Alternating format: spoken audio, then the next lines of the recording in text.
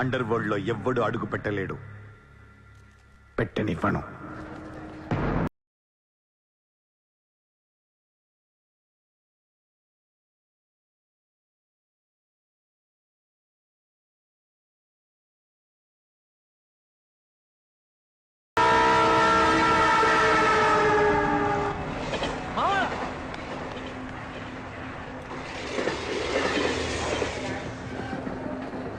అరే మామా, వచ్చేసావా? Welcome to Mumbai.